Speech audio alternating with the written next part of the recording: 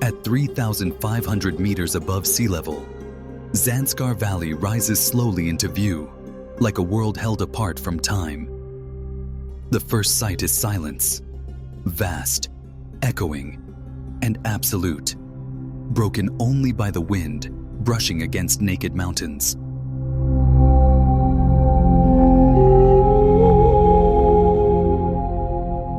This is a high-altitude cold desert, carved by ancient glaciers and guarded by towering Himalayan walls. The land looks unforgiving, yet deeply alive. Narrow trails snake along cliffs, paths so thin they appear drawn by hand rather than shaped by feet.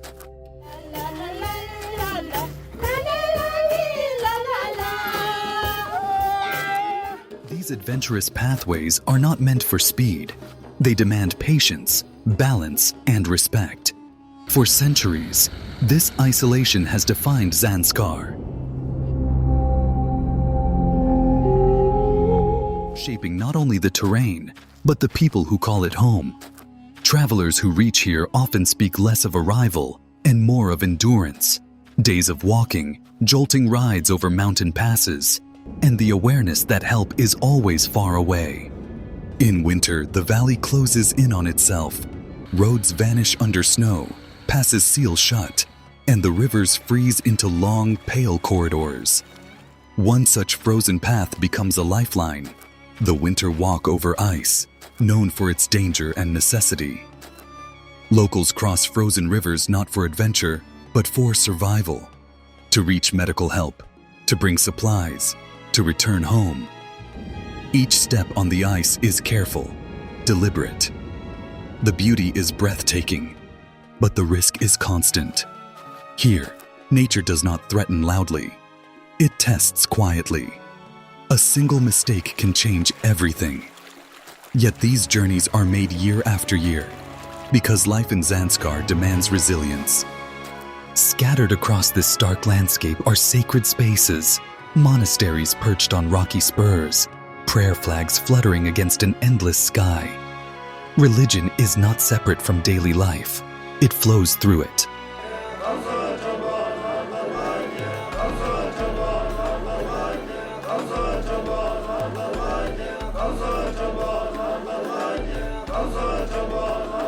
Buddhism shapes time, thought, and community, offering meaning in hardship.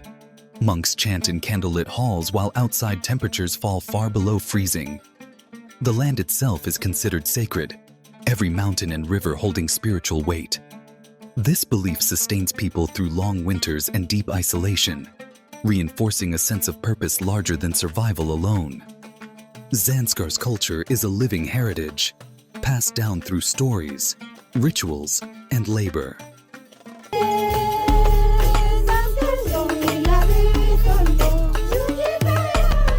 Despite distance from the modern world, festivals bring warmth and color to the valley. Villages gather to celebrate with masked dances, shared meals, and prayer, even when snow piles against their homes. Hospitality here is instinctive.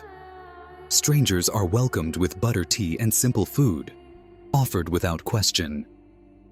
In a place where survival depends on community, generosity is not optional.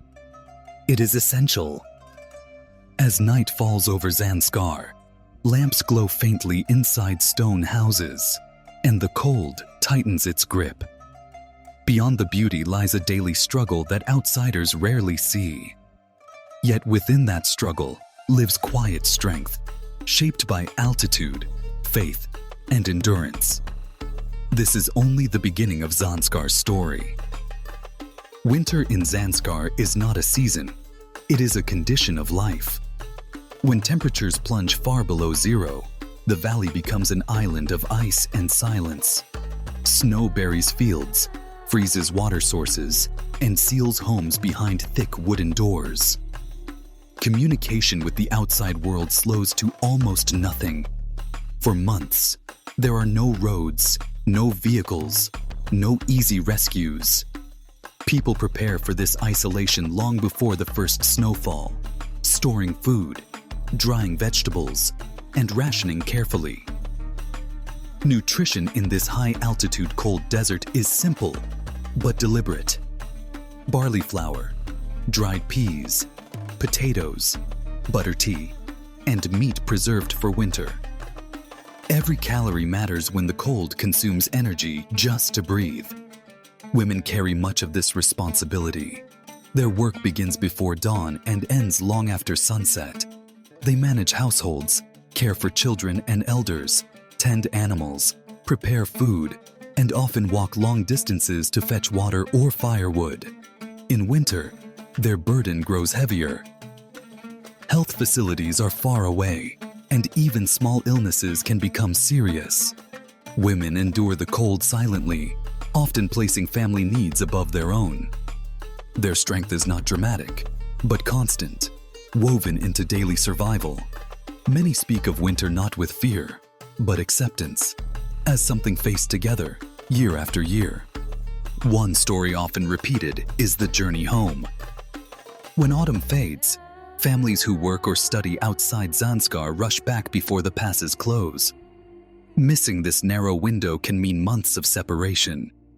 Some are forced to walk back across frozen rivers, carrying supplies on their backs, guided only by experience and memory. These journeys are dangerous, yet they are undertaken with calm determination. Survival here is not about conquering nature, but negotiating with it. Religion offers structure during these long months. Monasteries become centers of stability, where prayers continue regardless of weather. Rituals mark time when calendars lose meaning. People believe that faith protects travelers, blesses harvests, and guides life decisions. One such decision, marriage, is rarely made without consulting an astrologer. Dates are chosen carefully, aligned with cosmic signs believed to ensure harmony and resilience. In a land where uncertainty is constant, tradition provides reassurance. Despite hardship, winter does not erase joy. Festivals still arrive, though quieter, more intimate. Communities gather in heated rooms, sharing stories, laughter, and food. Children learn dances and prayers, absorbing culture not from books, but from lived experience. These moments of warmth are essential. They remind people why they endure the cold, the isolation, and the risk. Zanskar in winter reveals the deepest layers of its people, resilient, disciplined, and bound together by necessity and belief. The beauty remains, but it is sharper now, edged with survival. And still, life continues, steady and unbroken. As winter slowly loosens its grip, Zanskar begins to breathe again. Ice cracks along the rivers, and sunlight lingers a little longer on the valley floor. Yet even in this gentler season, life remains demanding. The geography that protects Zanskar also challenges it. Steep mountains and narrow gorges continue to limit movement, making every journey an act of planning and patience. Travelers speak of roads that disappear without warning, of landslides and sudden weather shifts. For the people of Zanskar, these conditions are not obstacles to overcome once, but realities to live with every day. Sacred places remain at the heart of this endurance. Monasteries, such as those perched high above villages, are not just centers of worship, but repositories of history and identity. Inside, walls are painted with stories of compassion and impermanence, echoing the lessons the land itself teaches. Monks of all ages dedicate their lives to study and prayer, maintaining traditions that have survived for centuries. Children grow up listening to chants and turning prayer wheels, absorbing faith as naturally as they learn to walk. Religion here is not distant or abstract, it is practical, offering comfort in loss and guidance in uncertainty. Festivals mark the rhythm of the year. Even after months of isolation, communities gather to celebrate with masked dances, drums, and shared meals. These events are expressions of living heritage, where history is not preserved in museums, but enacted in village courtyards. Costumes are handed down through generations, repaired carefully each year. Elders watch closely, ensuring rituals are performed correctly, while younger members learn by doing. In these moments, Zanskar's isolation feels less like confinement and more like protection, a space where culture has been allowed to remain intact. Hospitality remains one of the valley's most striking qualities. Guests are treated as blessings, regardless of scarcity. A traveler may arrive exhausted, only to be offered warmth, food, and a place to rest without hesitation.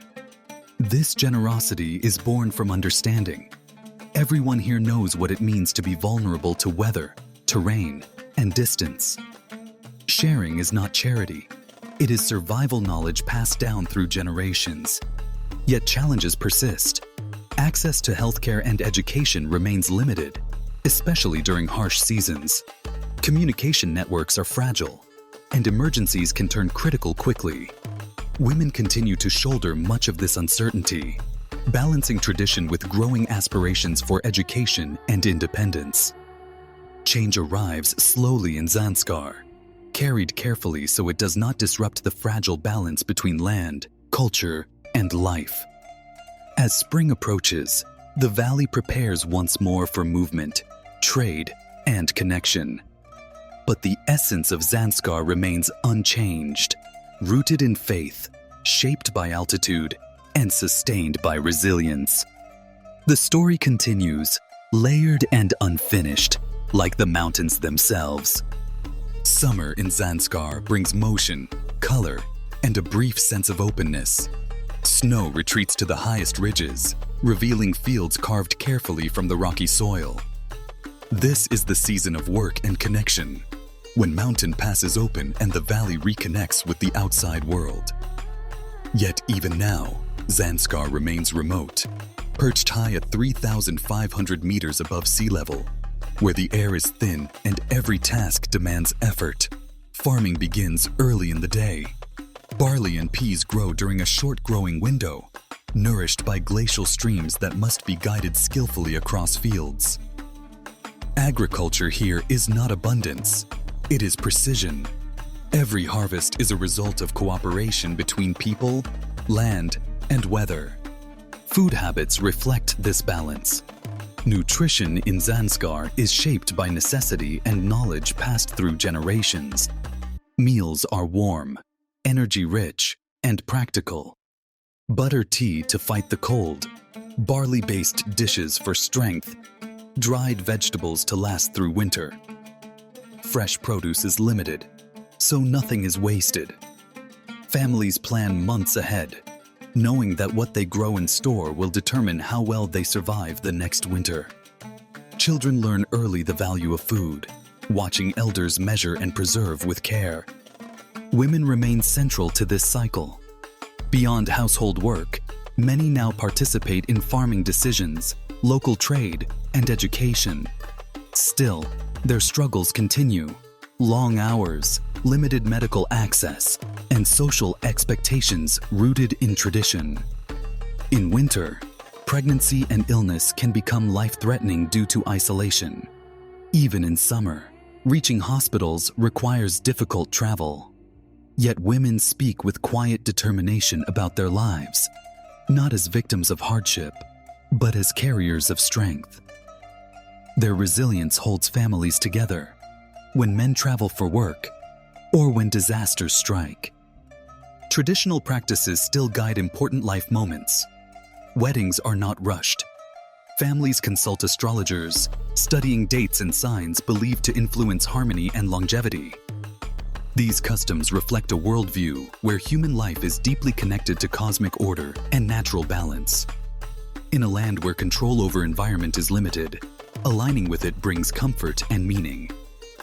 Travelers arriving in summer often see only beauty: blue skies, monasteries glowing in sunlight, children laughing in open fields. But behind this beauty lies constant preparation for the next test. People know that winter will return, closing paths, freezing rivers, and isolating the valley once more. The memory of walking on ice, of blocked routes and silent months, never fades. Zanskar teaches patience. It teaches that survival is not dramatic, but daily, not loud, but steady. Life here continues through faith, community, and respect for the land. The valley does not promise ease, but it offers something rarer, a deep sense of belonging shaped by struggle and hope. As the year turns full circle, Zanskar returns to stillness, carrying the weight of all it has endured and preserved. The valley stands once again on the edge of winter, preparing for isolation with practiced calm. At 3,500 meters above sea level, survival is never accidental. It is built through memory, discipline, and collective effort. Every family checks supplies, repairs roofs, and seals windows against the coming cold. Children are called home, travelers hurry through mountain passes, and the land slowly closes its doors. The frozen rivers will soon become pathways again, silent, dangerous, and necessary. Walking on ice is never spoken of with pride, only acceptance. Lives have been lost, yet the journey continues, because it must. These frozen routes reflect Zanskar itself. Beautiful, unforgiving, and essential. They connect the valley to the world and to hope, even when the cost is high. Each winter crossing carries stories of fear, courage, and faith, passed quietly from one generation to the next. Sacred places remain unchanged through these cycles. Monasteries stand firm against wind and snow, their walls holding centuries of prayer. Bells ring through empty air, reminding people that endurance is spiritual as well as physical. Religion continues to guide daily life, offering structure when time blurs, and meaning when survival becomes exhausting. Festivals, though smaller in winter, still arrive as promised, lighting dark months with prayer, music, and shared warmth. Culture here is not preserved by isolation alone, but by commitment. Hospitality remains one of Zanskar's strongest truths. Even in scarcity, people share what they have: a warm room, a bowl of food, a place to sleep. These are offered without expectation. In extreme conditions, kindness becomes instinct. It is how the valley survives not just physically, but emotionally. The struggles continue, especially for women, who remain the backbone of households and traditions. Their labor, often unseen, sustains families through illness, loss, and isolation. Access to healthcare, education, and communication remains fragile, particularly in winter. Yet hope persists, carried in small changes, education, and the strength of community. Zanskar Valley is not defined by hardship alone. It is defined by how people live within it, with dignity, faith, and quiet resilience. Between frozen rivers and sacred hills, between danger and beauty, life continues. The story of Zanskar is not one of conquest over nature, but coexistence with it. A balance maintained through courage, tradition, and humanity. Behind every frozen river and mountain pass are families, women, and children who live this reality every day. Learn more, listen more, and when you speak of Zanskar, speak with respect for the lives that call it home.